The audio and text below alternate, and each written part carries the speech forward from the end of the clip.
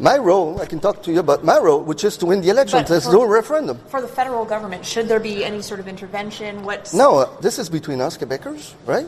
And my job, and I'm doing it, and we're going to win, is to make sure that there's no referendum. The only way there's no referendum is to win the next election. But you said no, the federal government should not have a role if there is. But I don't know what their role would be if there's no referendum.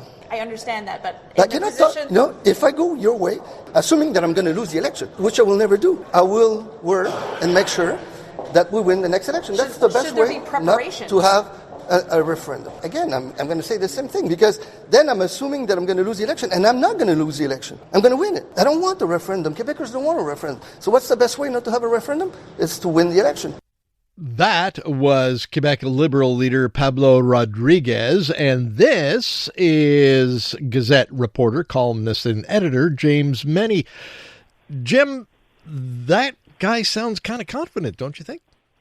Actually, he sounds, whether he's throwing Mauro Rizki out of caucus or saying he has no intention of losing it, he always sounds like he's late for a bus. You get the impression that guy's looking at his wristwatch as he keeps getting these answers. But listen, they're talking. It's so funny because of all the questions to ask today of all days, they're asking about the very theoretical. Ottawa might get involved if there's a yeah, no kidding. That's why we have a Clarity Act. That's why, because everyone lost 20 years, growth back in '95, and Jean Chrétien realized we really that was the expression they used back then, that we nearly walked our way out of a country. That something's going to happen. But what gets me is they're asking him this question, and in the meantime, his nemesis, his big competition, the guy he says he's going to beat in the election, Paul Saint-Pierre Plamondon, has managed within the space of 24 hours to absolutely change the political landscape around him as well. We saw the crisis develop within the Quebec Liberal Party, but here's a good old PSPP, completely unprompted, quite frankly, unless he was trying to outdo François Legault in expressing contempt for Mark Miller, the newly appointed federal cultural minister, basically said anybody in the cultural milieu in Quebec who turned around and was simply saying, we welcome Mr. Miller, we work forward to working with him. You were being disloyal to Quebec. And I guess the word déloyal really hit a nerve, because normally these kinds of excesses, they're kind of focused on somebody else, perhaps immigrants, occasionally people who speak English, but not on the cultural milieu, the traditional supporters of the PQ. And he has been answering questions he's been doubling down, but he's been answering questions about this nonstop for 24 hours. And the craziest thing, Tom, is that we are living in an age. I mean, I've been covering politics for decades, and usually when some guy loses, the other guy, his opponent, things get better. But in this particular instance, everybody's got a problem. I mean, if Paul Saint-Pierre Plamondon, metaphorically speaking, just managed to set himself on fire accidentally, you're supposed to say, well, that was good news for Pablo Rodriguez. No, because metaphorically, Mr. Rodriguez is still trying to take that bucket off his head that's stuck. So we're looking at a situation where nobody seems to be garnering advantage, and quite frankly, nobody is turning around saying, you're looking at your neighbor going, maybe this guy will be the premier of Quebec in next October. It's kind of slim pickings, and it's more than a little bit depressing.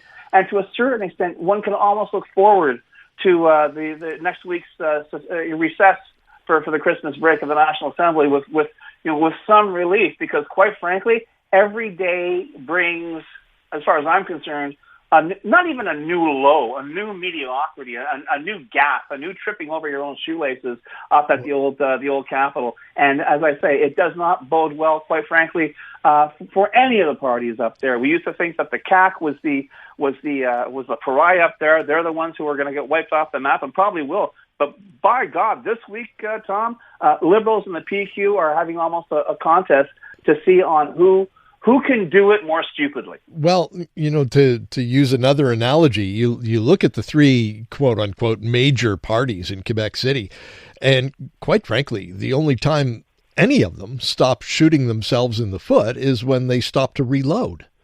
Exactly. But you know what? We're talking about the second largest province in the country. We're talking about a province that's confronted by a lot of economic challenges, like every other jurisdiction, frankly, in North America. And we have the extra icing on our particularly bitter cupcake that, we have not, these go off on these tangents about language and identity and culture. Even though Mark Miller, who said basically he's fed up with the idea of our friends being perpetually in danger, he's tired of it being politicized, and the fact is, what he said quite casually. And what is being reacted to by Legault and Saint-Pierre-Plamondon, the way vampires react to holy water, is something that, quite frankly, I think most Quebecers feel the same way. We're done. We have other things to talk about. We have other challenges to confront. But quite frankly, certainly in Legault's case, he's completely out of gas. He's got no plan B, and quite frankly, there is growing speculation that maybe he won't be around when the session resumes after the holidays. But whatever happens, it's clear that the debate has become so disconnected from reality. You can't blame anybody, and those folks call the station all the time and they say, I'm fed up with politics. They're all the same. I lump them into the same group. I remember I used to sit behind that microphone and say, no, listen, you can't be that way. You got to have hope. But man, oh man, the way things are going right now, it's kind of like a talent show in reverse, Tom. Yeah, really. Now, just to change gears quickly for a brief second here. Yeah. We're talking about Pablo Rodriguez, and of course, the big news this week was that he expelled Mara Risky from caucus.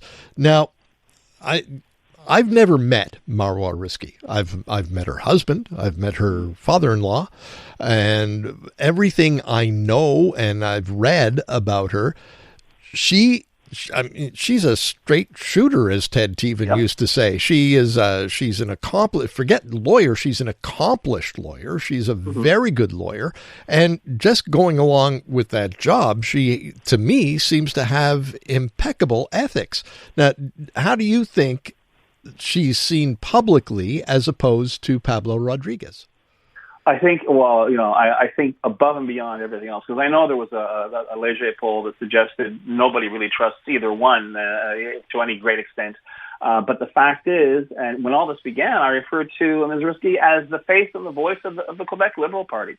And now, all of a sudden, she has been rather unceremoniously dumped on grounds that I think a lot of people would find suspect. And really, I think you're talking about shooting themselves in the foot. This is really, as far as I'm concerned, a mortal wound. This is a message, I think, to the public, saying that it doesn't matter who you are or what you've done. If you don't toe the line, that's all there is to it. And yet here we are having this conversation on the same day. The provincial government is going to table the day before they table legislation saying, you know what, you can no longer buy votes in a provincial party leadership race. And the reason we know about this, and I'm not saying they invented it, but the reason we know about this is the entire issue of vote buying was raised in connection with the election of Pablo Rodriguez as leader of the provincial Liberal Party. So let's circle around and go back to straight shooter, perhaps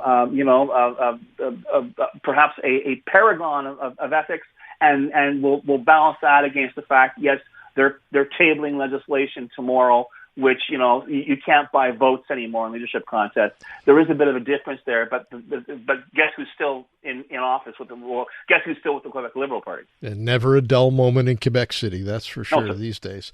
James, just before I let you go, I just want to pass on a little social note, if I may. One of your former colleagues, Brenda O'Farrell, said that I should pass on regards today.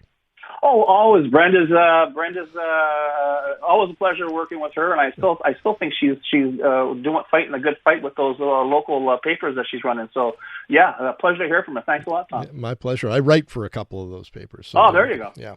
Thank you, James. Great talking to you. We'll talk to you again soon. iHeartRadio is throwing it back. 2010s, the decade. To the days of huge hits and unforgettable anthems. A non-stop stream of the biggest and best. Drake, Rihanna, Beyonce, Katy, Gaga, The Weeknd, and more. All your decade-defining favorites, all in one place. Hi, it's Katy Perry. Hey, it's Bruno Mars. This is Kesha. Find 2010's The Decade on the free iHeartRadio app. Preset the station so it's always one tap away.